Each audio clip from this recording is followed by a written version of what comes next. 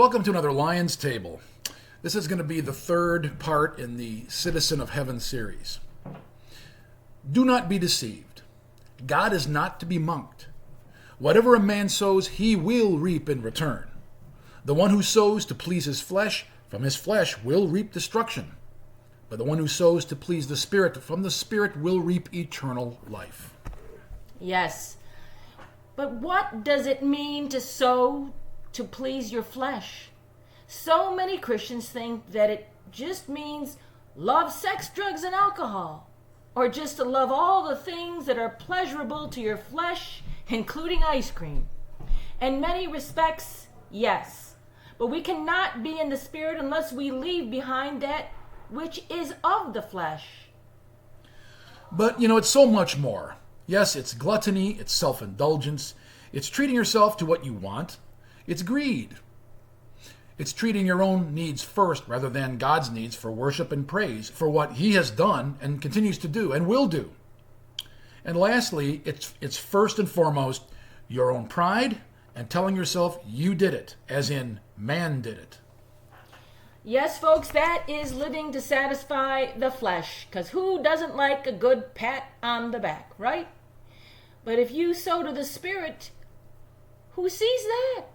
Unless your actions reveal it in a way that is not so obvious, and not for the purpose of boasting to the world, look what I did, seeking praise out of pure self-gratification. What did we just read about the Good Samaritan? The Good Samaritan the Samaritan did not help the man in the ditch for praise from his church group, from his community, from his homies, from his co-workers. He didn't help the man to virtue signal to the world, look at me. Sowing to the Spirit is loving God with all your heart, soul, mind, and strength. It's loving your neighbor by showing mercy and compassion, and that includes your enemy. It's knowing that God has the con.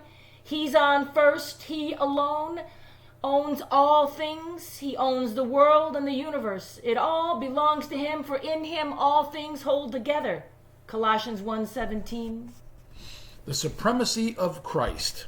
For in Him all things were created, things in heaven and on earth, visible and invisible, whether thrones or dominions or rulers or authorities. All things were created through Him and for Him. He is before all things, and in Him all things hold together. And He is the head of the body, the church. He is the beginning and the firstborn from among the dead, so that in all things He may have preeminence. That's from Colossians chapter 1, verses 16 through 18.